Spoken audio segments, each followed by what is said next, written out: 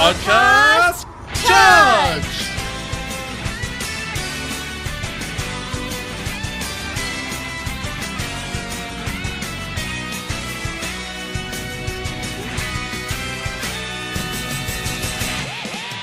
Hello everyone, and welcome to episode 133 of LostinTranslationmon. I'm May. And I'm Jack. And this time we watched Father and Son Destiny.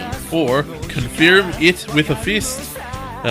T-Hort of my fat hoe. And Thomas bursts on the scene. Or the bust mode of Thomas' determination.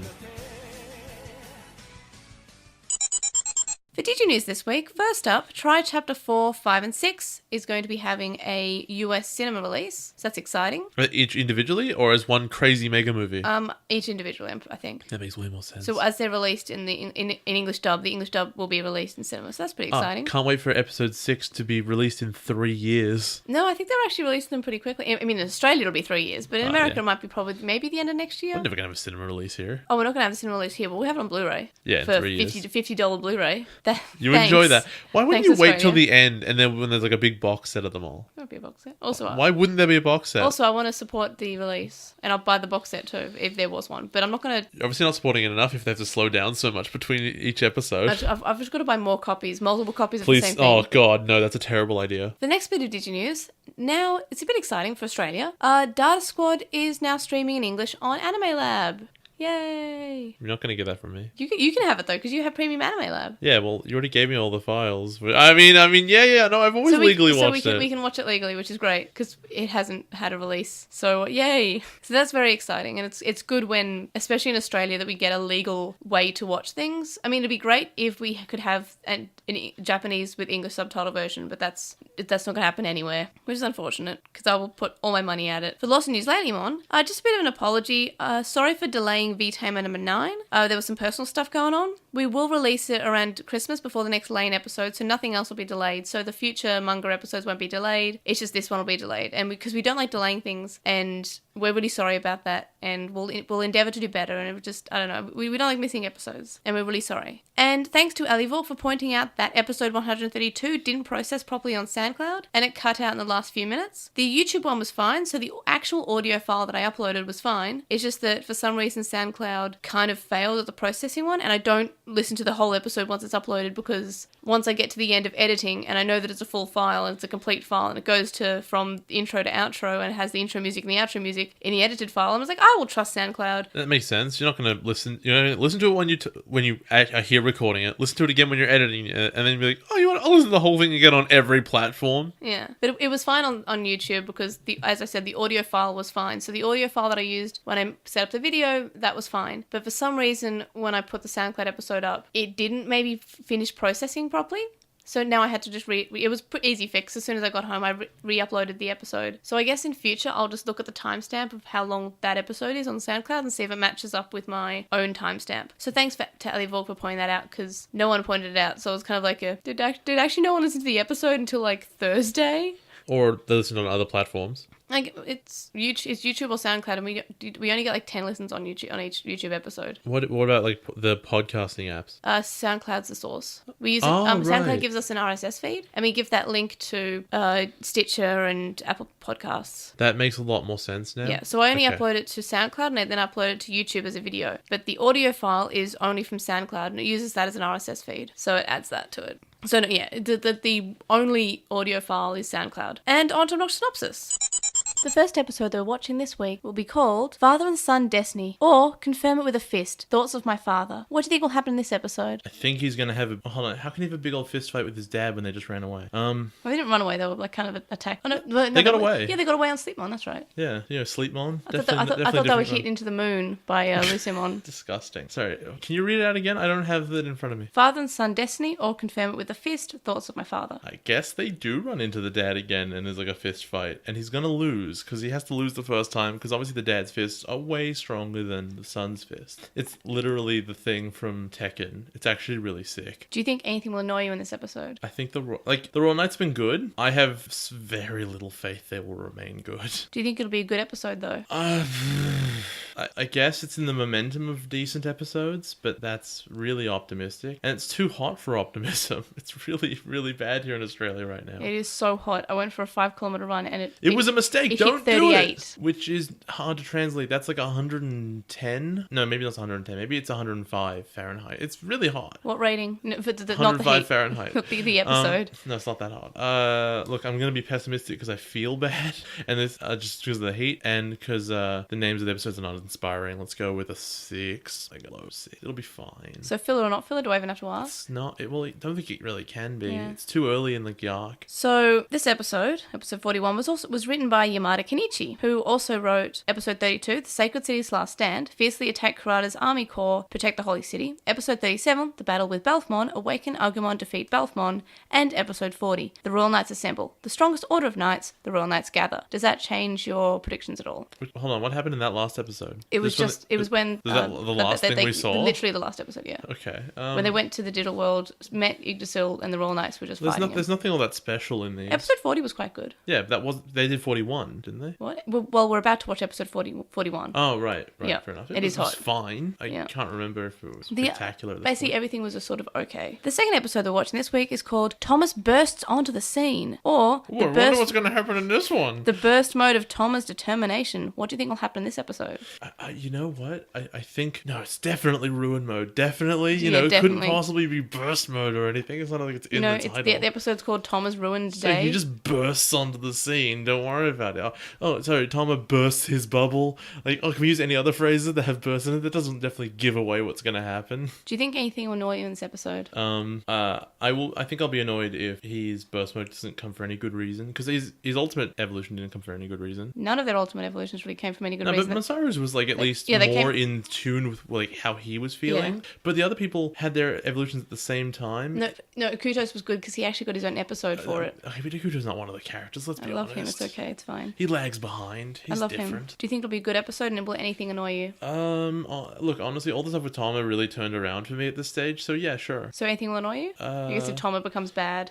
Look, I think it'll annoy me if his reason is crap. Toma speaks to a tree. But I'm not Gets totally burst mode. Gets burst mode and just turns around and it's like, I'm gonna fight Masaru now. Hate that guy. What rating? 7? Filler or not filler? It's not. But for that same reason that all the evolution arcs aren't filler. Like, I bet you... what I'm thinking is that the stuff that happens in the episode is all filler, except that now there's another evolution. Right. So this episode was written by Yokote, sorry, my eyesight's bad, Michiko, who we haven't actually seen any episodes written by them for a while. So previously episode 16, Falcomon Friend or Foe, The Allies Falcomon, Violent Blossomon. Episode 22, The Wrath of Saber Leomon, Defeat the Ultimate Level, The Anger Wave of Saber Leomon. And episode 34, The Northstein Family Secret, which was a day of parting, the strongest enemy Toma. Does this change your rating at all? 'Cause Not really. I feel like all these episodes were pretty solid episodes. I'm pretty sure episode 22 was an episode I gave like a 9 to. I think you might have also given it a high rating from memory. I don't remember. It was the one where we got the family moments and then Saber Leomon shows up and then dies. Oh, fair This enough. one. I love when Leomon die. No wonder we got a 9. For memory, I remember I liked it a lot. I got a lot of screenshots because it was very likable. We had lots of cute Agumon in Masaru's house. It was very cute. So any other prediction? No. All right, on to the show. My brain is melting. Mine too. The start of episode 41 has Masaru remembering his dad, and he remembers how he left, and he gave him the necklace around his neck. So we finally get some explanation to what that is. And while we have been shown some significance to it, and the dub has actually said that this was my father's, we don't know the full sort of thing, and it seems to be this is the memento that he had from his father. It was what he gave to him as he left, basically. I feel like everyone in letters and you talking about it called it a dog tag forever. Yeah. It's not. He calls it a pendant in both the English and Japanese. Yeah, I still think it's a dog tag. No, a dog tag has words on it. That's fair. This is just a necklace. Also, where does Masaru think his dad is going? Off to war, I guess. You don't go to war with like a camping backpack. Yeah. The army gives you It's a that camping stuff. trip, I guess. Also, what war was going on in Japan Japan in the 90s? That's a good point. Wait, yeah, because it's been the 2000s. Yeah, it would be the 90s. Japan was doing fine. So they're back in the human world, and yay, Sleepmon! I love him. Sleepymon? I can't pronounce it. It's just gonna be Crossbow Sleepmon. Horse. Crossbow Horse. He's got red Digizoid armor. Remember when we said about Chrome Digizoid not happening, and then the next episode they immediately mentioned Digizoid? Killed. I was like, Totally called we it. literally said in the last episode, oh yeah, Chrome Digizoid hasn't been mentioned since Adventure. I think it's the English version actually addresses it. And then like, in the next episode, in the original version, they address Digizoid. Whether it's different from Chrome Digizoid, it's red Digizoid. So do you think that it's just the color, or do you think it's like a grade? I think it's red color, whatever Digizoid is. Yeah, so Chrome is the color of Yes. Digizoid? That's not weird at all. And we find out Satsuma is alive. Yay! I had forgotten that he might have been dead. I didn't. I never forget. He's my friend. How? I don't even remember what happened anymore. The biohybrids blew him up. We literally got a flashback right this episode about why they thought he was dead. It was a good flashback. They blew him up? Yes, we were given this. No, I've got nothing. This What? episode. Did you watch this episode? No, I didn't. What happened? We were given a flashback right this moment of No, tell me about when he got blown up. I do not remember. the biohybrids attacked him. When? In the tunnel. In the portal. I'm thinking of when they blew up the DATS building. No. Because you're talking about explosions. Yeah, no, they blew him up in the like tunnel to the digital world. Yeah, somehow I just... You know what happens? When flashbacks happen, my eyes blur out and I stop caring. Well, I think it's because the flashbacks are there to exactly show you what you might not remember, and since you didn't remember, the flashback actually served a purpose. But also, like, they had a big flashback episode very recently, and all of them were pointless. They did actually mention Satsuma in that episode. They did? Or didn't? They didn't. Yeah, because they were I trying to don't save think. the surprise for now. Which is fine. So we find out that this is Kudamon, and Agumon's really excited that it's Kudamon. Then I realised in the intro, when we have Hirari, we actually see in the opening the two worlds, like the digital world and the human world merging, like with one in the sky and one in the ground, and it's merging. And I didn't realise that, and that was actually quite good foreshadowing.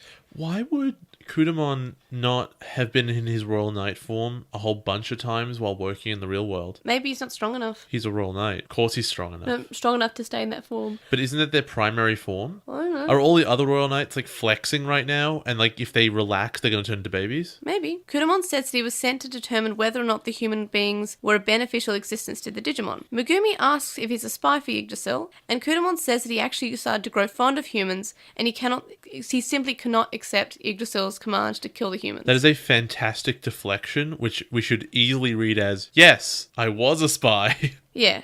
So it basically says, yes, Kudamon was a spy. Were you a spy? Look, I decided you guys were fine. So here's a way to answer the question you asked, which was, why wasn't he always in the Royal Knight form? My theory is that Satsuma didn't know that he was a Royal Knight. He only thought that he was Kudamon. Satsuma didn't know what the Royal Knights were. Yes. So Kudamon, being a spy for Yggdrasil, didn't want to reveal who he was. Like, oh, I'm a Royal Knight for the god of the digital world. Yeah, but he the last doesn't two have to say questions. that part. He can just say, hi, I'm Sleepmon, I'm big, I'm strong, That's and I'll true. help you. Masaru's having a pretty bad time. He's just sitting off in a corner. It looks really sad. Satsuma says that they actually did meet Suguru once after he left. And he said he had no concern, and he said that this man is not Suguru anymore. He has changed.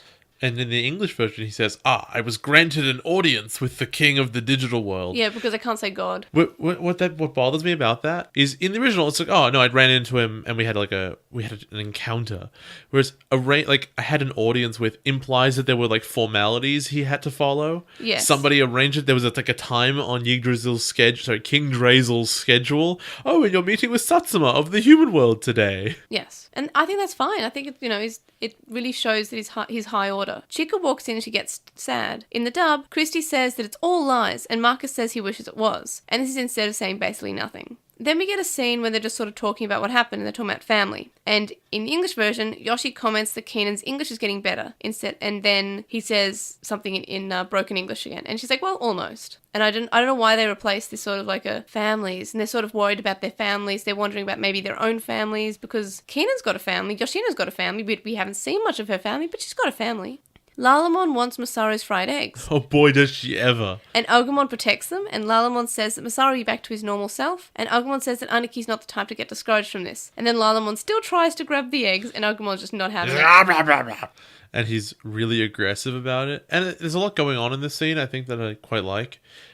Because we've seen Agumon steal his fried eggs before, so he knows something serious, and he shows that seriousness by defending the fried eggs. Yes. So he knows how important fried eggs are, and I really love that because it's such a small thing. It's like, oh, it's just food. But it's so much more than just food to these characters. It's a really important thing, and it's like a bonding thing between them. Well, I think more, it's not that he understands that fried eggs are important, but he understands that he shouldn't take this thing away from Masaru, who loves them, because of the thing he's going through. Yes. And it shows that a Digimon still understands and empathizes with that, which is weird because Digimon don't have parents, so they shouldn't, at least naturally they shouldn't like have that connection. Right. Satsuma talks about the collision and about how the worlds will collide when Banshalemon's power is used up. Then there's a Digimon signal, and Masaru is talking to his mum and his sister, and it's really a lot for Chika to take in. Like, if you're thinking about this, she never met her dad. No, she really didn't. Well, like, she was a baby. Like, she met him, but she probably didn't have any memories. In the flashback, she was a crying baby in her mother's arms. It's interesting. She seems very offended. Like, how could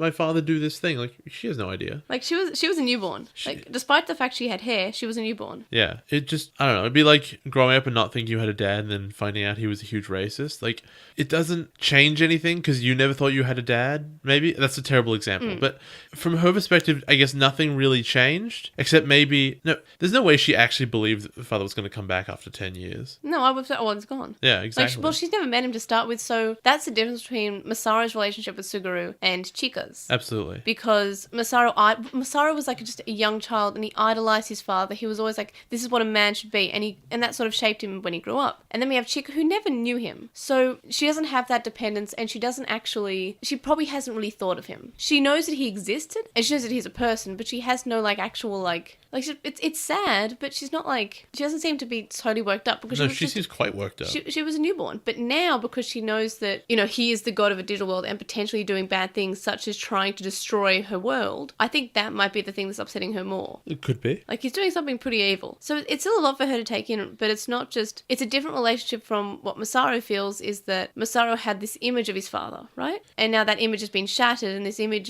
he's trying to destroy the world because he wants his world to last, and he's the god of the digital world. So it's a big thing for both of them, but they're taking it in different ways because they have different backgrounds with how they feel about their father. Yeah. So Chika says she was always waiting in the original. In the dub, she's a lot more whiny about this. And the original she's like, I always was waiting because, Sayuri said, Mum said that he would come back, and I was always patiently waiting, hoping that I would actually get to meet him. And then in the dub, she's like, oh, I wanted him because she's so whiny.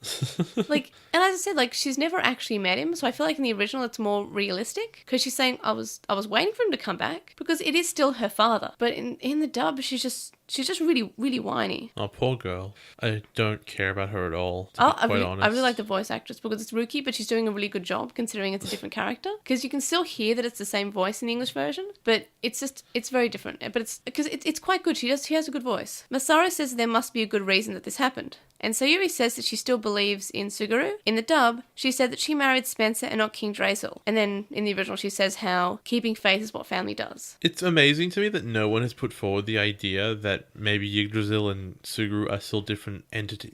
Like, that it's like a possession thing, not that he just thinks he's God. No one's even put forward that as an idea. Even though everyone is aware that Yggdrasil existed before Suguru showed up. Yeah. So, but no one's putting it forward because I think it's meant to be a big surprise, and that's the big twist of, oh no, it's fine. Do you think it's like possessing him or something? Absolutely. I think it's like photosynthesis. That's not what it's called. I really photosynthesized with this. Oh god, homeostasis. Yeah. I think it's a lot like that, except it's more permanent. Because he was sent to go talk to Yggdrasil. That was the whole thing. That he was sent by Mercurymon, I think. Yeah, Marukimon said, hey, I think you should meet with the god because our god wants to destroy the human world, but if you tell him your side of the story, he'll hate humans less, and you should really tell him that, and maybe there's a world we can build where Digimon and humans can get along. And instead, Yggdrasil just possessed him. And Marukimon forgot and wanted to kill humans. Yeah, so about this show... Yeah, he softened. It's writing, but it softened. It went the other way. Yeah, Marukimon softened later. It was like, oh yeah, Kudo's fine, I guess. He's very, very changeable that way. We get Digimon blowing up some buildings, which is a weird sight. considering- Vaporizes them. It's so weird considering we have Digimon from Tamers, and this is a different it's a different character. And I don't know. Digimon's It's always Gilmon. weird. Yeah. This Alcumon's a different character. Digimon's got the same voice though, which I guess is in the English version it's fine because it's got a different voice. If it was the Takado Gilmon voice like That'd it was be in Frontier, nonsense. that would make no sense. But in the original version, it's still the Goku voice. It's still the Gilmon voice. Ikuto says that Kurata is the only bad human, and Digimon says that unfortunately Yggdrasil wants all humans dead. Well, now he does. And I think this is fair enough. Because on one hand, yeah, no, it's a very legitimate argument to have. Well, you don't hate humans, you hate this one human. Yeah. Dukemon's response is so legit. It's not my decision. God told me to do this. And I like this because they are the royal knights. They are I mean, knights. the divine knights. They're divine. Like, Yeah. they're not royal. Yes. There's no king. In the dub, Drazel. they're royal knights. Okay, Makes anyway, way more sense in the dub. point is that they are following someone because they are knights and they are loyal to them, right? Yeah. They're the loyal knights. Oh. And I really like this, how basically all the royal knights are kind of just like, yep, I know, we have to. Also, like, it's your world or ours. Yeah, like they're in a very reasonable position, which is incredible because Kurata never had a reasonable position in his life. Yeah, and even when we have Yggdrasil saying, I hate humans, he's got reasons for hating humans. And just saying, look, I would have just let them live and be horrible to each other, but it's our world or theirs. I know, I find that it's quite good, and the Royal Knights so far have been not bad. Which is shocking, to be quite honest. And then we get some evolutions. So many. So many. It just goes on. And then Agumon is running to find Masaru. He's running away from the evolutions. Oh, Yeah, God. he's like, oh no more evolutions. Then we get a flashback. And I just want to say in the dub, little Marcus's voice is so unfitting. It's just like, it sounds like an adult putting on a child's voice. It's Probably like, is. oh, Dad! So he's like, they're playing baseball, playing catch, and Masaru is like, no, throw the ball as hard as you can, I can totally catch it. And I was like desperate to see him get just like bapped in the face by this baseball. That would have been really funny. But no, he throws the Suguru throws the ball really hard, and Masaru totally catches it and falls over. And this is when he gets the pendant. Yeah, and it's so cute, and it's like this sort of, the dad says, look, this is proof of a grown man. And I don't know, it's just, it's such a really nice scene, and I'm glad we finally get sort of the reason why he always touched his pendant, and he always touched it very slightly, and it was never mentioned except for a few times the English dub was like, oh yes, family, or oh yes, my father gave me this. But in the original, he was always touching it, especially in the first arc, when there were lots of moments about family. In the Vilemon episode, when he's working for the manju. Oh yeah, the and, food. And he's saying that this is why father's family's important, and he's touching it. And especially, he also touched it another time with Akuto's family. So there's always this very subtle sort of like touching, and we need to know the significance of it. And I think that's really well written because they're showing us far before it's relevant. It's not just this has only been relevant in the last 10 episodes. No, this has been relevant since episode the start. He's always had it from the first episode. Jury's dad. Yeah, I'm saying it's the whole jury's family and issues with fate that we always said could have been brought in a little bit earlier. What's the sliding scale? I know the top of it is Yoli's family, so Yoli's issues with her family. That's the top of introduced when it's convenient. Then it's Jury's dad, and then there's this pendant's pretty good. It's not bad. Is there anything earlier than that they've foreshadowed for a long time? I think the pendant's actually the best. Maybe. So Did Atmon really foreshadow? Oh no, Atmon had tons. Atmon. Okay, the eyes. I think we need to the stop. red eyes. Okay, we need to stop comparing Atmon to other seasons because Atmon will always win. Atmon's, I believe, 6th. It has no right to be I love Atmon. 6th in what, by the way, for the listeners who don't know? Okay, so there is an anime awards, and that's every year, and it's a top 100. Atmon's 6th. Yeah, it's the 6th best anime. Everyone was happy of when the it was year or of all time. Of the years. It's of the season. Okay. It could either be that this season was bad, but it's beating My Hero Academia season 2. Yeah, that's and weird. I last time I checked, that was 17th.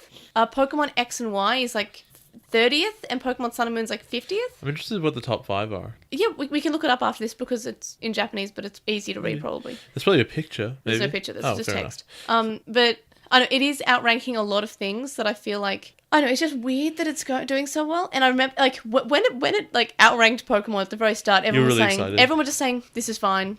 As if it stays like this is fine. This is great. Pokemon stayed where it was. Because you were like, this is the first time like Digimon's outranked Pokemon, which reminds me a lot of, this is legitimately the first time in history the French president speaks better English than the American president. Yeah. Yeah, no, it is doing surprisingly and then well. it was 10th, and everyone was referencing, the elections, number and 10. it's the best number 10 ever, and I cried. Basically watch Atmon if you haven't already. It's good. I'm pretty sure it severely outranks a lot of things in Digimon. However, this pendant, but just back on topic, this pendant's really well written. I'm really 100% sure this pendant is going to be what turns Suguru back at the end. Right. Like, it's going to be that's why it's in the intro. It's the big emotional resonance that will like snap him out of it some way. But yeah, that's sort of done. And back to I'm mentioning things that are well written in Savers. And again, I know you weren't a whole big fan of it, but the whole like Thomas sort of turning on Masaru, I feel like that was easily foreshadowed from the start as well. No, I'm totally over that now. I think that once we established the bomb necklace was there from the beginning, it's totally fair. Yeah. But like that was so subtle that like I just never caught it. I didn't even notice the bomb necklaces were there either, to be fair. But the point is, I feel like Savers seems to try hard than previous seasons. Like, as I mentioned, the Tamer's jury thing, yes, while in the Leomon introduction episode, she does harp on about hope and fate and destiny, and that becomes relevant. And now the whole dad things was sort of like put in like a few episodes before it was relevant. I don't know, I feel like Savers did well here, and I'm happy. So we cut back to Dukemon, who has beaten everyone's Digimon off screen easily. Yeah, and also he's huge. He's a lot bigger than I feel like we've seen Dukemon be They before. fluctuate. Although we saw all the Royal Knights together and they're all like towering. They're all quite they're all big. very large. So he just beats them all like super easily. And then Masaru shows up. Agumon evolves into Shine Greymon, gets the grey sword. So no, before that, Masaru punches him right in the face, and it appears to hurt him, which means Masaru did more damage than everyone else's Ultimate Digimon combined. I think we have to say that Masaru's got some actual magic power in his punch, because it's not the first time his punch has done more damage than other Digimon. He's pretty much the strongest Digimon there. There is no evidence that if he did the fight by himself, he wouldn't win. Right. Because obviously Dukemon never actually tries to fight him. I'd be keen just to watch Digimon Savers, but it's just Masaru doing all the fights by himself. It's like I was reading today the Harry Potter, but Harry never does any magic and just puts Muggle solutions into all the problems. Right. With the lake in Goblet of Fire. Oh yeah, here's scuba gear. You've never seen it before, but it works. Yeah.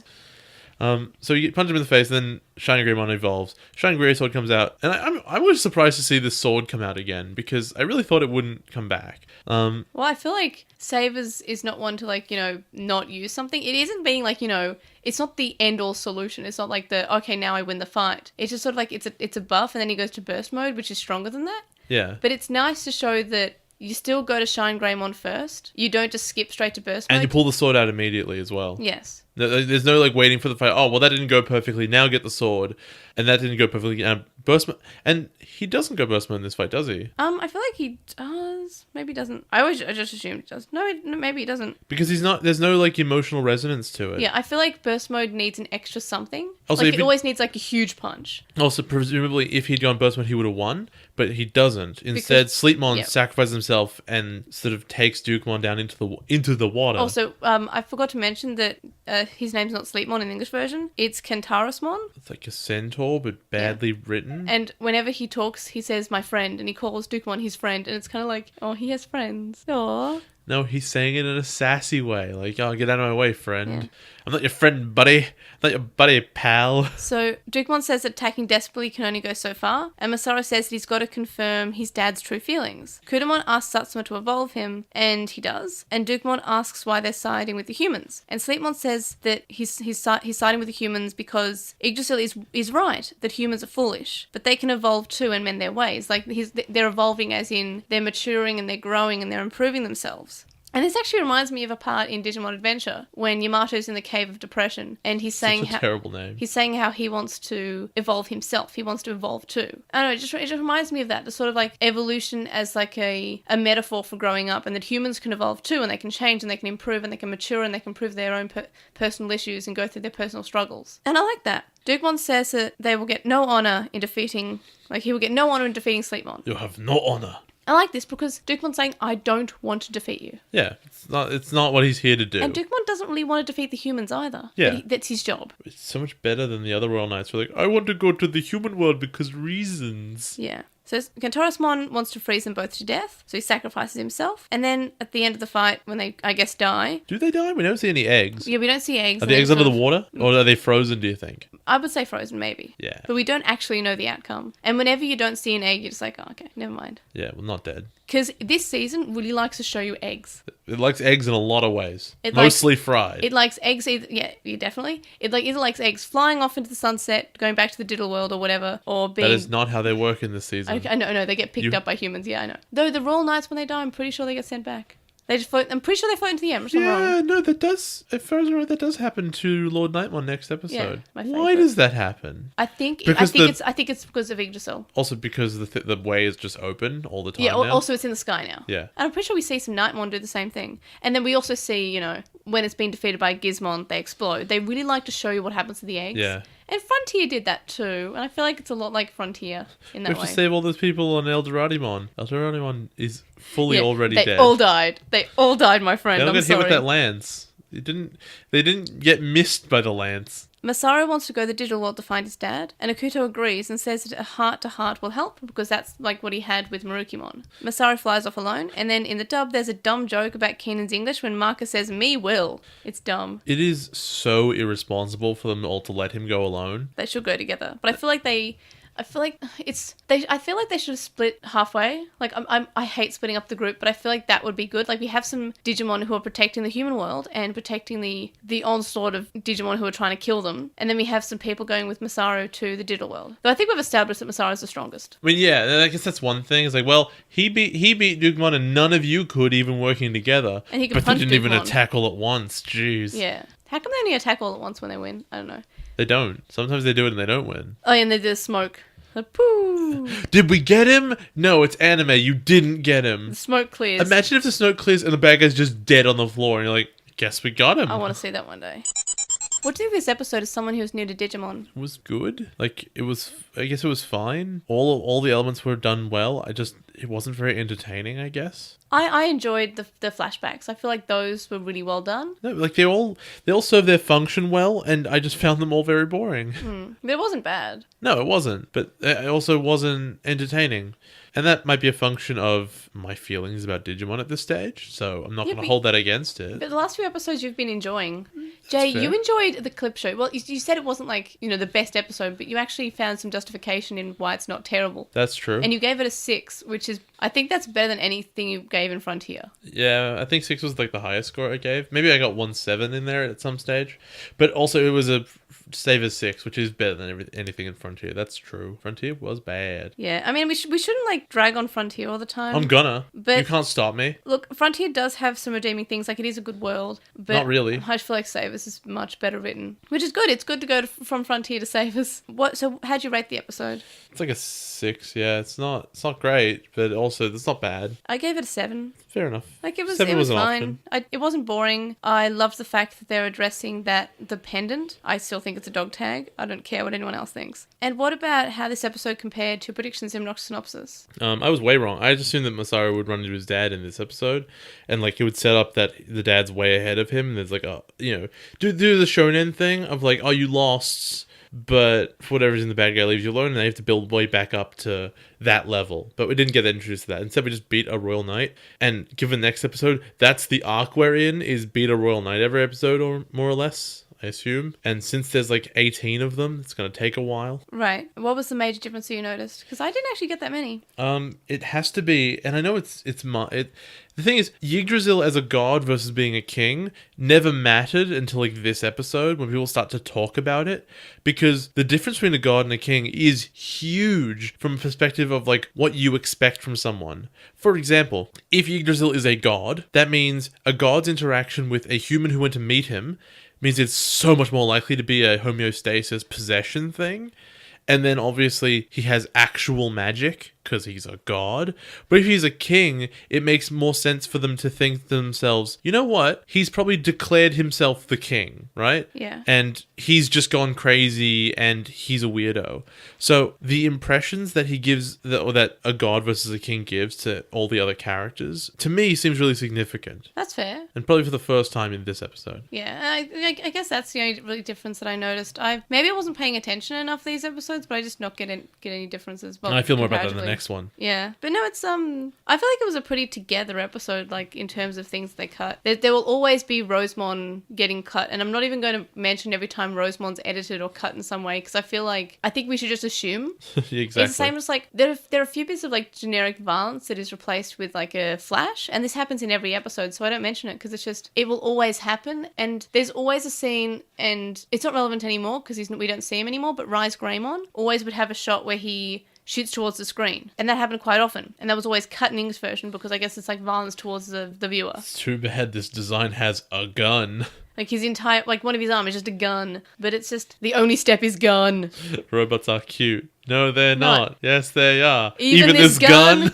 But no, real talk. I feel like there are some changes that are in every episode, so I don't mention them because I feel like, hey, Jay, do you want to hear about how every time Rosemon's cut? The one that always annoys me is you're like, oh, the music was really different. I'm like, who notices the music? I really tune into the music. I feel like the music can set a scene and how emotional it is. And also, I think Hirari's the best song in the season, though, like real talk.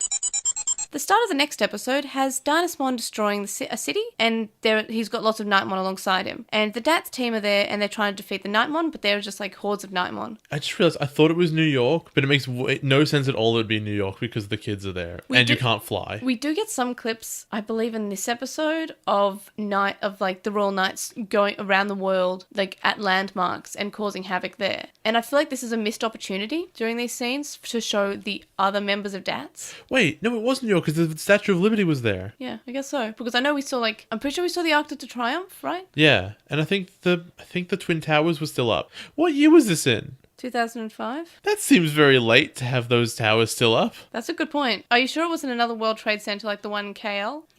But it was... I recall, and I don't know, it was a long time ago that I watched it earlier today. But I feel like the two towers in the center, and then there was the Eiffel Tower, the Eiffel Tower, the Eiffel Tower statue. in New York. It's French. Yeah. The Statue of Liberty. I don't know. Either way. But how good would it be if they would have shown the international DATS agents in these scenes? That would have been good. That is a missed opportunity. I think I called it at the beginning of the show. We'd never ever see the international DATS agents. I'm pretty sure we don't. I hope. I want to be proven wrong because I don't remember. DATS is a Japanese organization because Digimon don't go anywhere else. They definitely wouldn't be good to handle this situation. Well, they definitely explained that. Well, they didn't explain. They told us that like for some reason Japan had the most amount of Digimon occurrences, apparently. To me, the best part about this would be because Kudamon is the person reporting back to Yggdrasil, right? Kudamon does not know that there's any land beyond the ocean. So he's like, this is the human world. It's Japan. So he's like a little dog, and he's just like, the world consists of my house, the park, and the beach. And it's really great. Sometimes the vet. I don't want to go there. We can kill that. It's okay. So he's like this little dog who's just like, yes, he's a dog scarf.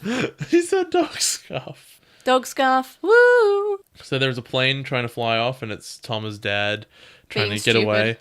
And they get attacked. He calls for help. Doesn't make any sense. No one can hear you when you're in a plane. But either way, Toma comes by and Mirage, Galgamon knocks away the Nightmon, etc. And he shows up and he's like, look, Dad, you can't fly away. There's Digimon trying to murder people out there.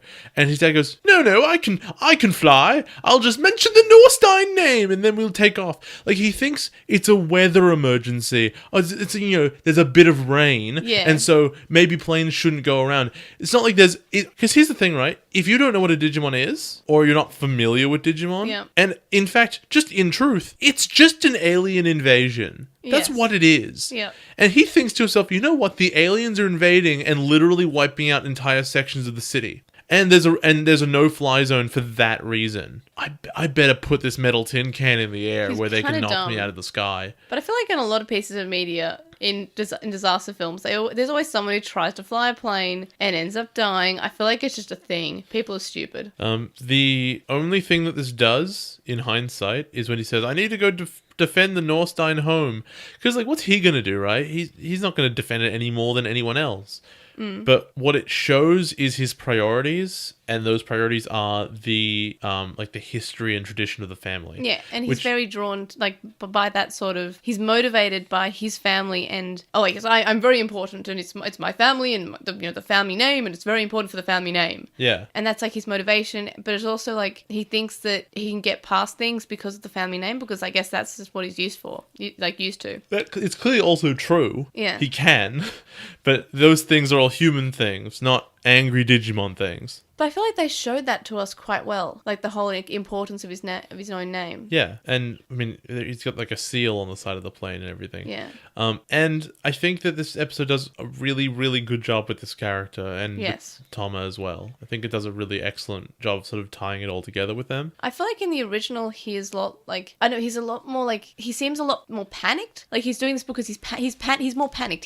He's panicked about this. He's worried about his daughter. He's worried about his son. He's worried about his family. He's worried about things like that. And he's maybe not acting rationally because of that, but he doesn't seem to be being mean because of it. He's just panicked and stressed. In the dub, he's just like awful and just grumpy, and he's just rude to his daughter and rude to his son, and his son's trying to explain things, and he's just like, "Oh, well, son, I don't think you should talk to me like that." But I don't know, he seems a lot more aggressive in the dub. Rolanna gets up and she falls over, and her father holds her and begs for help. Then Mirage Gargamon shows up, and Toma tells his father off, and he says he shouldn't have tried to take off in these conditions because he's exposing Rolanna to danger.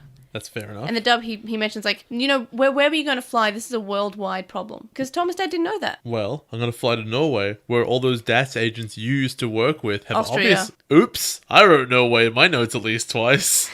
Toma asks what his father has protected so far. Toma has a flashback to them leaving the house in Japan, and his dad's being really cold, and Toma really wants to show him his, like, growth chart on the wall. He's like, look, Dad, and his dad just walks off. His dad does not care. Well, I mean, his girlfriends just died. I don't think they were married. I think it's mentioned, no. Well, because the implication to me was they're living apart, maybe. No, like, I don't think it's... I think that he was living there. I think that's perfectly reasonable. That was just fine. No, I don't think he was living there on the basis that Toma wanted to show his dad the wall chart, the growth chart. That's possible. Why would he want to show him the growth chart if he was there? He's saying, look, Dad.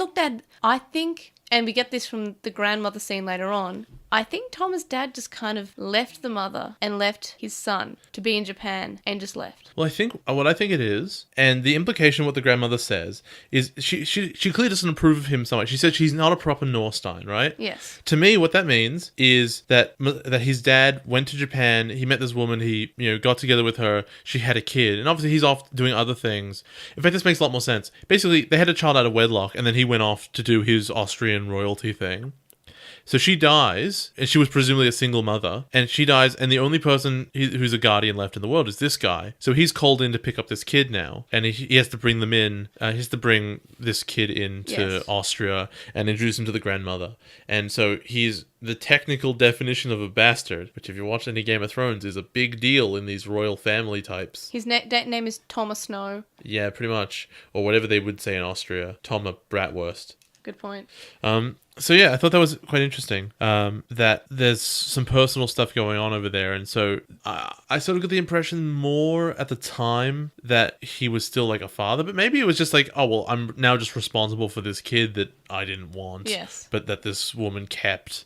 And it's weird because I never really thought about it, but one of the big things, because he's blonde, right? And you don't think about, when you see blonde people in anime, you go American or European, like full on, go. But he's half Japanese. So he would look very different to the Austrian family. And to the grandmother, who has these very strict bloodline feelings. The grandma even says, you do have your mother's eyes. Which is basically saying that... In anime, that doesn't mean as much, but now that I think about it, No, that is very, like, it's racist saying you have a Japanese person, like, you have Japanese eyes. Yeah. You don't have Caucasian eyes, you don't look European by your eyes. Maybe everything else, he's Eurasian. He's half Austrian, half Japanese, so he might have blonde hair. hair. I mean, it could be all blondish or something. I think I only noticed in this episode, is his hair darker than his dad and sister's? I think his sister's more of a platinum blonde, maybe. Yeah, I think that they're both like whiter and his is sort of I think a bit it's to show that he's different from them. Yeah, I He's hadn't noticed similar it enough. before. And they even say, like, you are part of this family, but you're not part of the family. Have you noticed? Which is a lot. That's really deep to tell a 5-year-old. It's pretty rough. Have you noticed the weird thing with the Norstein men that they wear short sleeve white shirts and vests? I just feel like that's that's probably what Caucasians wear. Why do they wear that? I don't know. It looks real weird. The big puffy short sleeves. Oh god. Anyway, so these flashbacks are great. Yeah, and then I sort of guessed at the time that the sister must not be his actual sister. She's younger a than half sister. Yeah, she is. In which we find out very soon. The grandmother, like the mother died, like the new wife or the new girlfriend. I would say wife maybe, or the new partner of Thomas' dad died in childbirth. Yeah. And the grandma says, as long as you save the daughter, because she is a true Norstein. Yeah. Which is a weird thing for her to say, given that she walks out of the room and says, yeah, she's not doing so good. Just marry off your kid in some like arranged marriage with someone of like a noble stock, and that'll be good enough. Because their kid will be a Norstein enough. I.e. she's saying, thin out the bloodline. Oh, it's super weird, this racist grandma. Yeah, this is, and I feel like it's actually quite well written that way. That's like, she cares so much about her bloodline. She's saying, look, this girl is frail. We saved her. She's a Norstein. She's far too frail, though. She can't be strong for Norstein. So all we can have is your son. So we need to arrange him a marriage with a beautiful Austrian royalty or something, so they can carry on the bloodline there. Honestly, with how the grandma is, I'm surprised she didn't say, we have to make Relena and Toma have children. They're not Targaryens. Well, because they're half. So I'm a bit surprised they didn't like. I mean, it is anime. Yeah. Look, I call her my sister, but she's actually my cousin, which basically means we're not related. Basically. So Relena's having spasms in present day, and Guapamon evolves to Shawujingmon. Really cool, by the way. That's if you think so. Love all the Kaimon evolutions. Big fan. Toma remembers Relena's birth, and this, as we mentioned before, there was some issues, some complications during the birth, and the grandma just says, just save the daughter. And in the dub, the mother isn't mentioned at all. Sacrifice the mother. Like, she's just not mentioned. Because I guess just dying in childbirth is like rough. That's pretty rough. Imagine like you sent your kid to watch Saturday morning cartoons, and they walk back to you and they go, "What does stillborn mean?" Oh yikes! Toma evolves Galmon, and we see Lord Nightmon, and in the dub, surprisingly, Lord Nightmon, Lord Nightmon in the dub. Surprisingly, Rhode Island Nightmon. Lord Nightmon is a man in the dub. Yeah, I guess that's interesting. They gave him a lisp though. He's got a weird voice, which could be a little bit offensive, maybe. It's not the worst thing they could have done. Yeah, it's not that thing they always said that Lord Nightmon did in Frontier, which he never did. Yes, I don't know who said that, but I guess the only part was the brotherly love part. But I don't know. But I'm not a gay man, so I wouldn't be able to say if that's offensive or not. I got all these Frontier flashbacks from all these attacks, though, and I'm like, stop. Oh, it's not helping. I love Lord Nightmon though. Although that said, if I see what is it, like the wyvern? Oh, the breath of wyvern. If I see breath of wyvern, I'll mark out though. I will. Oh, because that's a good face, and then it sends them to them. Wouldn't that be a good Easter egg of like they end up on the moon? Wouldn't be an Easter egg because they'd all die. Oh yeah. You can't be on the moon in the real world. I forgot. Mirage Gargamon attacks and is injured, and Yoshima notices that Toma's composure is breaking. Toma has another flashback, and it's when the grandmother has told the father about to succeed the. Like, Toma has to succeed Relena because she's too weak, and he has to be the one to carry on the Norstein family, and he must be found a suitable bride. And this is what we were mentioning earlier. Kaimon devolves, even though he has his first on-screen evolution, which honestly I find a bit weird. Yeah, but he's not a main character. And also only to perfect. So yeah. Relena is dumb, and she tries to get up and runs off to see her brother. What's the dumbest thing she could possibly... Again, it's like an alien invasion. She's like, oh, I'll do something. I'm a small girl who's sick. I'm in a wheelchair, but I'm just going to run. She's on a wheelchair. She's on a gurney. No, normally she's on a wheelchair. Fair enough. Her legs work. She just gets tired. Yeah, I think she's just weak. And so the dad runs after her, and she's about to get killed, and Toma saves her. Which actually means that Mirage Galgamon saved her and Toma was there. Toma held her and Mirage Gargamon stood behind him. Yeah, holding her doesn't help here. It's mostly the blocking the blast. His dad said that he acted out of desperation and he always did everything to protect his family name. And then we get another flashback of Toma crying, and then Toma sees himself in his father, and he tells him to take care of Elena as he's going to protect him. And then he gets to burst mode. Mirage Gargamon shatters Road Nomon, like just straight up shatters it. Like he just shatters. Yeah, but he does it to himself though. Like he hits Galgamon's weapon and just like his arm explodes and then he dies. It's embarrassing, really. Yeah, but it is that power up of first episode. Yeah, he'll be crap next episode. Don't worry about it. But also, I feel like they didn't have enough time to fight with Mirage Gargamon burst mode because they wanted to actually have content to the episode. And they told a much better story because they had time. Like, imagine if this happened in the first 5 minutes and we just got fighting. Like, I would much rather... Oh my god, that'd be so awful. Like, as great as big fights are, I prefer when they spend more time focusing on why the evolution is taking place or the character development. Yeah, what if none of those what if you didn't see any of those flashbacks? That'd be awful. You just saw them arguing with the dad, and then the dad runs over and goes, "No, I'm totally changed now." This was great, and I'm not a huge fan of Toma. I love Masaru, but not a huge fan of Toma. But this episode, this was good. So then Mirage Galgamon, it defeats Road Nomon, and Road Nomon's egg goes back to the digital world. And Thomas' dad asks if he'll be okay, and Thomas says that he's a Northstein, so he's going to be okay, and he's going to go to the digital world. You see that? He expressed concern over Thomas' health. That's character development. Good on him. And that's the end of that story arc. He's not even a character, the dad, but we actually he get is, vaguely. I mean, he's not like... Not a main character at all. But when in other seasons have we had like character development from a parent? What's his name? Aries' mom, but she didn't develop. That was what she always was. The dad of what's his name, who sucks. I don't know. Terrymon's partner. Oh, Janyu. Janyu's dad. Yeah. No, Janyu is the dad. Genra's dad, Janyu. Yeah, that one. Yeah. I guess Juri's dad had some development. Like he went from not caring to realizing he didn't care, but he was just kind of like an awkward dad. No, he always cared. We just found out about him. Oh yeah, and Juri we were looking through the eyes of Juri, which was unfaithful. Yeah. But no, that was the end of the episode.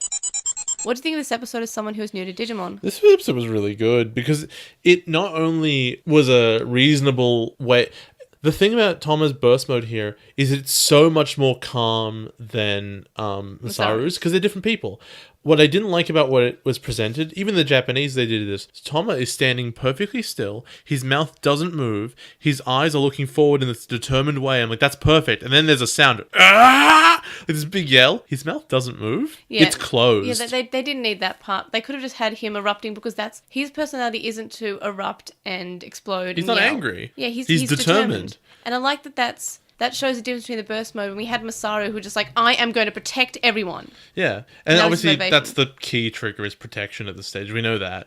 But what I really like about this episode specifically is it totally explains Toma's dad in every way because Toma's dad is a victim of his mother. And by implication, she is probably a victim of her parents in the same way. Yeah. Because Toma is breaking out of a vicious cycle of this weird Austrian royalty. And one imagines that the reason Toma's dad was so upset at Toma taking the position at DATS is because that's not what his grandma wanted him to do. She wanted him to settle down with a nice Austrian royalty girl and have kids.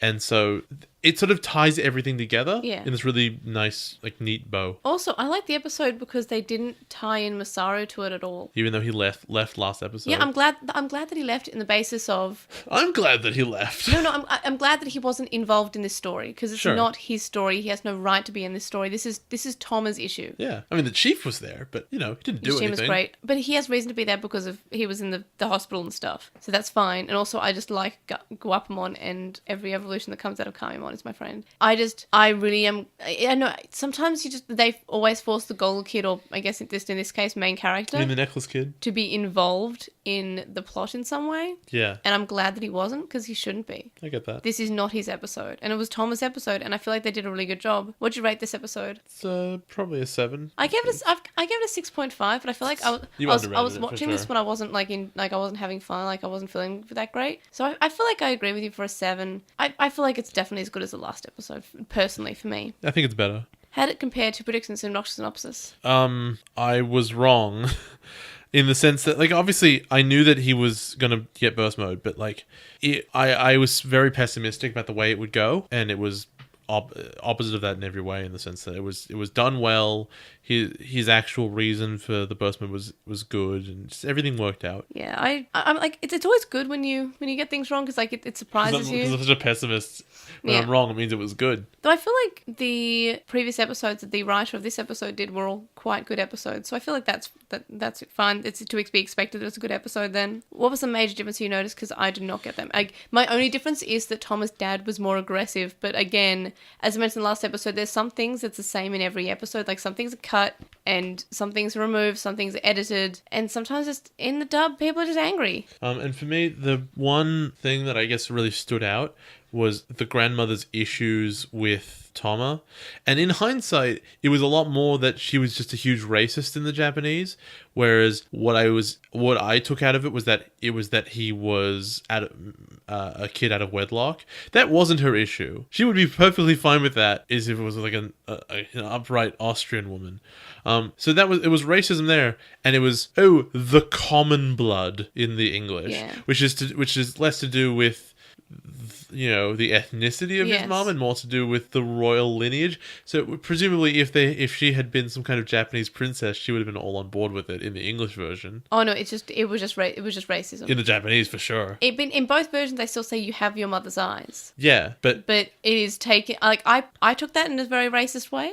I think it's a lot more racist in the Japanese when it's straight up said. It does, well, because when they say common blood, it's all of a sudden it doesn't matter where it's from. It has to do with you not being royal, and that's totally different. Yeah, but in the original, it's definitely race. I would say. So we got an evolution. Do you have any thoughts about it? Like the activation, the whole evolution thing. Do you think it was better than Masaru's episode to burst mode? Probably. I think so. I feel like it was more dramatic in the way that I feel like it was, despite it didn't have as much screaming or as much stomping around, and yes, Agumon didn't just, he was just brought back from the dead effectively. I feel like this one had a lot more meaning to it. I don't know, he just seemed so determined, and while it was still wanting to protect someone, it was great. I wish they hadn't done that big yell. Yeah, oh no, the yell didn't fit. It just, I don't know, I really liked, I always do like evolution episodes. If I ever say I don't like an evolution episode, something's wrong with me. Or it's really bad. Or if it's really bad. I feel like... Remember that piercing turtle? I do. Yeah. No, that evolution episode was bad. The Vmon to X-Vmon forcing... So awful. That was probably the worst episode that had an evolution in it. I think it might be. I think the best one's probably Flower Power. I don't remember anymore. It had all the character development for... No, not that I don't remember that episode. I don't remember all of the evolution episodes we've ever seen. We've literally seen dozens. Yeah, good point. We actually have by this point, yeah. Probably more than that. Many evolution episodes. I would say it's almost 100, maybe? Not. That's why I went with dozens, honestly, because I don't think it's that far. Because imagine there's. Okay, so there's 8 a season, right? There's more than 8 a season. God, no, that's right, because it's not. Because they have. It's not the amount of kids there are. It's the amount of kids times 4. But then remember, in Adventure we had baby to child. No, that was all at once. Yes, but that's still. No, evolution episodes, right? So that was all at once, but that was still one. They got 2 in that episode, so I guess that's not fair. But no, they all get it 4 baby times. to adult to champion to mega. And then you get mode changes. That does count. And additional evolutions. So there are 3 evolutions. There are 3 primary evolutions for every kid. Yeah. And then in 02 they had armor evolutions times 2. Yeah. And fusions. And to adult. No, so armor evolutions times 2. And in addition to the base 3. Yeah. They also had fusions and then the mode changes and then mega evolution. And then in Frontier they had getting different spirits and then combining those spirits. And then combining more there spirits. Probably are like more, and because I would say 100. I would probably more. Think about it this way, right? In Adventure by itself, there are 8 kids, and if they get 3 evolutions each, you're looking at already 24. And but they don't all get to Ultimate, so it's 16. It's probably about 20 in Adventure by itself. Yeah. Yeah. So if it's about 20 a season, we've seen more than 100. That's crazy. Yeah. So that's why I would say 100 because we do get a lot of ones per season. We get from each children. That. Yeah. Almost all of those, and not always, because obviously in this season all of their ultimates came at once, but at the same time all their burst modes are coming separately, so they're their own thing. If there are 120 of these, they're almost all individual episodes. You can make more than 2 full seasons out of evolution episodes alone. Yes. Supposedly. Supposedly, yes. If our numbers aren't horrendously off. Yep. They're probably a little bit off because obviously, like, in Tamer's, Kenta's Digimon started at Ultimate, so we didn't have any. But, no, there's lots to it. Yeah, no, and there's also the ones that happen in the movies, so it's... oh my god! Like, we've got Omegamon...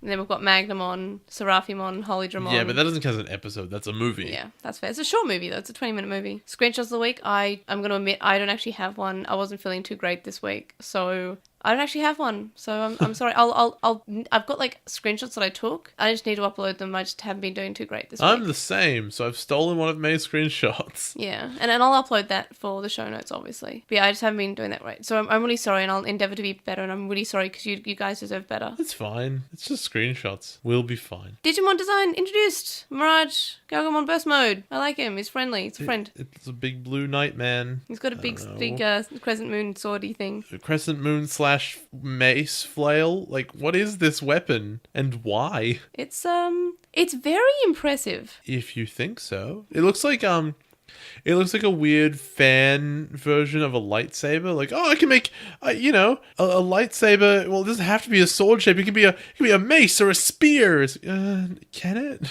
Are you sure? It can't. I think it's cool. I do like his design. But again, the burst mode's very much just like, let's take the original design, let's change the colors, and let's give him something shiny, like something that's like explosive. Like we have Shine Greymon's wings in burst mode, and now we have the big sword, the big. I'm not even sure what it's saying. Because of the mode change, they shouldn't change shape a whole lot, and they don't. Yeah, mostly their weapons change. Yeah, it's very much colors and weapons. The Postmon Pat this week. First up, we have a weekly poll. And of course, as always, Jay will be reading the comment and I will be reading the results after that. We got one from Ellie Vorg who says, I agree that the clip show in this episode is more justified than they usually are, but I still think it's too much. If it was just for the purpose of usually illustrating its point to Craniumon, there'd only be flashbacks of brief key moments, just Mikurimon's death, just Kurata fusing with Belphmon, and not any of the surrounding parts. As we said, including things like Mikurimon in his dying moments talking about how much he loves Ikuto, and Masaru and Shine Greymon fighting together to take down Kurata, really goes against the point Yggdrasil is trying to make. And what do you think about it? Do you think that episode 39 was a waste of time? I thought some of those things went way too long. Like, the entire speech from Mikurimon to Ikuto is self-defeating if Yggdrasil is trying to say to himself, you know what, humans are all terrible. They deserve to die. Where one of his lieutenants is literally saying, you're a great human being and you should have the heart of a Digimon, but you aren't a human and you should be proud to live that way. Yes. See, I actually thought it was fine. I felt like it served its purpose. I feel like it actually gave us motivation for an evil dude who wants to destroy the world, besides just, I want to control both worlds, or I just want to destroy the world. We actually are given a reason, and I feel like... I think all the things he said were in that vein, but I think showing the flashbacks undermined that point. I don't know, I feel like otherwise it would just be walls of text, or I guess like vocal text or something. I found it fine. There were 10 total votes for this, so it wasn't like an extremely popular vote, and 9 people said yes, it was a waste of time, and 1 person said no. So I agree with that 1 person. But it's fine. Again, like it's a whole opinion thing, and I can see that it could have been done better. But I felt like there are worse things they could have done, and there are worse clip shows in the world that exist. There are always worse things. Like, I love Atmon. The Atmon clip show was not good. It was real bad. The only good thing was the catchphrase counter, which was great. But because there are worse things out there, doesn't mean people should answer in the affirmative if this was good. Yeah, no, that's fair. So we got a Gmail. We got it from Andrew, who says, the Japanese soundtrack to Hurricane Touchdown isn't very good, but they don't believe that the story is totally irredeemable or even bad. Wallace and his relationships with his Digimon are intriguing, and they ask good questions about what happens if a Digimon is too far gone mentally and might need to be killed, which might be relevant in Try with Mako, all things considered. The 02 kids don't have much of a reason to be involved in the story, and the film would have worked better as a standalone. I think that would have been really interesting if it was just Wallace by himself dealing with these issues and you didn't have these other kids around. And I know it's a kid's show, so you need to have like the related, oh, here are these kids, and you know them from watching the show, so you'll understand. Yeah. But it didn't need to be, because people like Digimon, and this kid, has Digimon. It's something that they would be able to latch onto. Yeah. 02 isn't high among their favorite seasons, but even fans seem to dislike the movie. And look, it's not a good movie. I feel like it could have been done better because it is. I agree with Andrew. Like, it is an interesting thing about the whole like, what happens if a Digimon goes bad or is too far gone? Do we kill it? I feel like that raised a lot of interesting questions, and I feel like the movie could have focused on that more if they weren't just trying to shove the 02 kids into it. If it was just a standalone story, maybe it was better. However, we had a standalone Digimon story. It wasn't good. Which one? X Evolution. No, but it doesn't mean one about only Digimon. He means without. No. I know. I mean standalone, as in like standalone from the series. Oh well, yeah, it was crap. But I think that the ingredients of this story were better than the ingredients of X Evolution, which is to say, there were some. We go on from Emamoto, who says, about episode 39, they thought the human disappearances happened before the Digital World expedition. That was my impression as well, actually. And now we're being told that they happened after the first expedition. What is the timeline here? What came first, the expedition or the attempts to contact the Digital World or the disappearances? I think the disappearances came first when they first said it, and then they said, like, that doesn't make any sense. No, I think the disappearance did come first, and then they maybe tried to contact it, and then they went on the expedition. Yeah, but the question is, like, okay, even if it actually makes sense, right? The disappearance was to come first, so then scientists would be tipped off there is another world to go to, and then they do the research and they find the digital world. But that begs the question, what did Digimon do with all the people who disappeared? I like to think they ate them. Yeah, but like you'd think that they go, oh, well, we've seen humans before. They're tasty. Like, they're not a threat. But they're not like that. They're like, we've never seen a human before. What would have been but we hate them. really disturbing, but I feel like would have had a good effect if, imagine if they're just walking through the Digimon world and they trip over and they think it's a stone. Some bones. But it's a human skull or something. That'd be confusing. And it's like, oh, that's what happened to the humans who disappeared. Because, yeah, you're right. We never actually find out what happened to the disappearances. Okay, so here's the thing, right? You know how big a forest actually is? Yeah. They're really big. You can get lost in those and you can just die because no one can just run into you. Yeah. Now, if you're a baby who's left in the middle of a forest, you know how lucky Ikuto needed to be for Digimon to show up and find him? Yeah, very much. Yeah, so that was a high chance of him just dying. That's all I'm saying. And with episode 40, they say, okay, I know Marcus is strong, but he should not be able to stop a Royal Knight with one punch. If Marcus could do that, then he should have been able to beat every opponent, both human and Digimon, he's come up against without the help of Agumon. Basically, yes. I absolutely agree. That's what we're saying. 100%. He's so OP. As I said, like, the story should just be Masaru goes to the digital world, gets rejected by DATS, just starts beating up Digimon. I'll do it on my own, okay? And it's like a quest to go get Agumon back. It's Hajime no Masaru.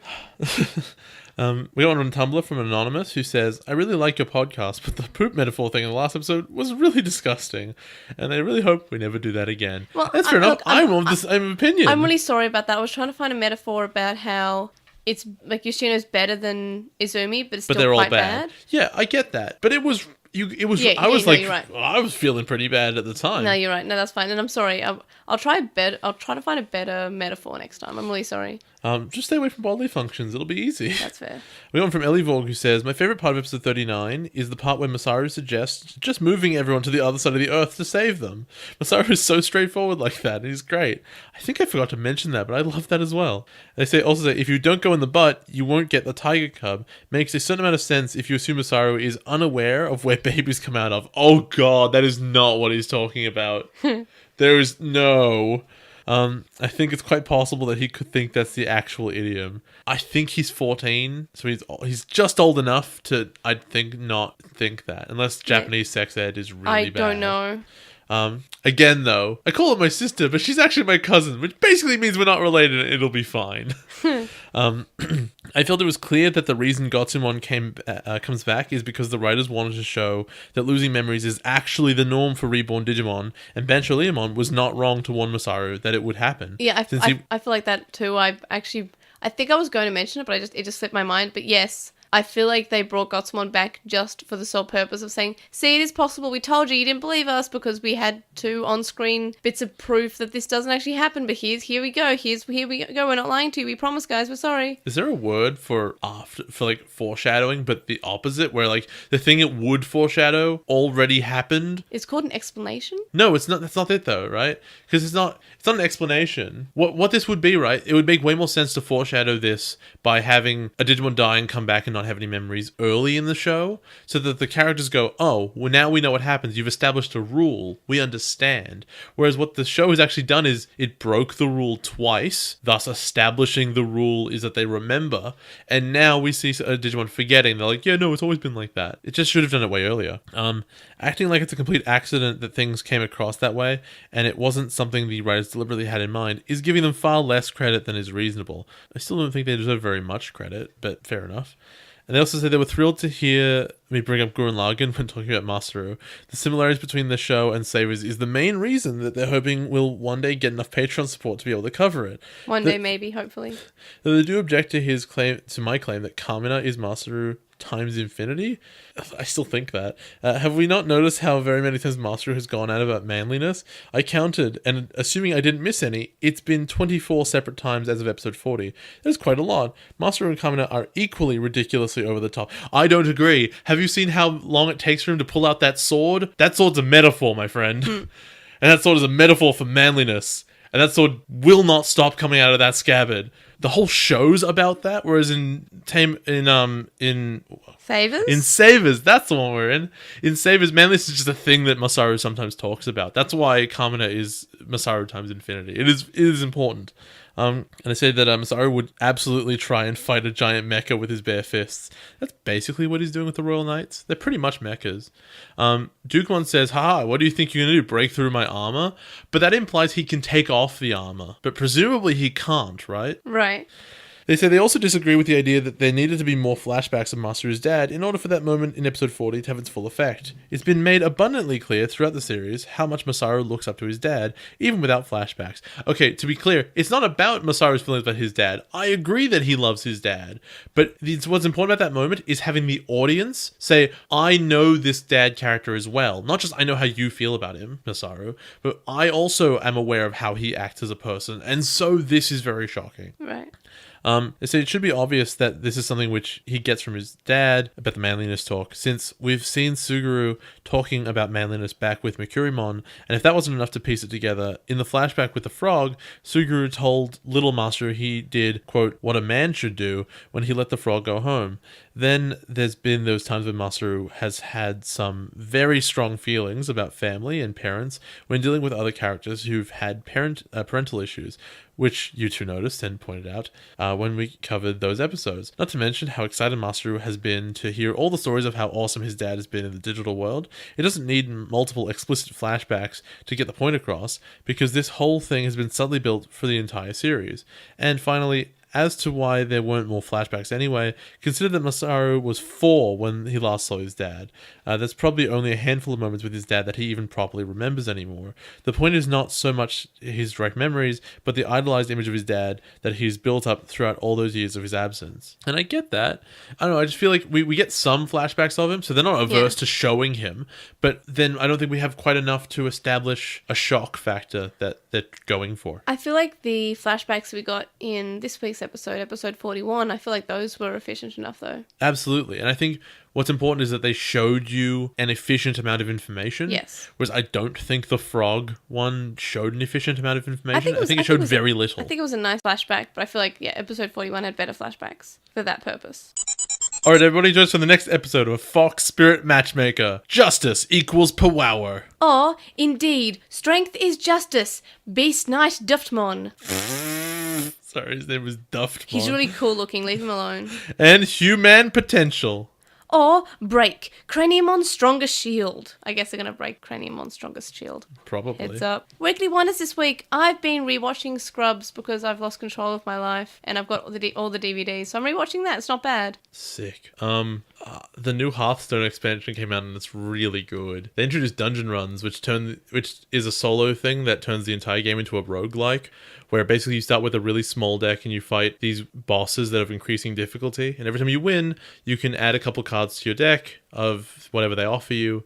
And occasionally you get these crazy, absurd power-ups or cards that they could never print because they're too busted and OP. And it's a lot of fun. It's really silly and I really recommend it. Coolios. This week's Weekly Poll is Lord Nightmon versus Load Nightmon. But this seems unfair. Or rather, Crusadermon versus Load Nightmon.